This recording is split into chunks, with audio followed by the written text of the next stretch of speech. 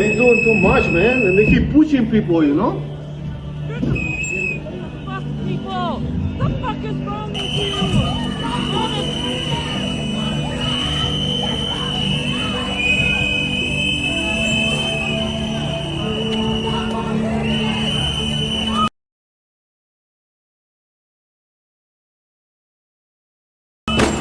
Holy shit! What the fuck?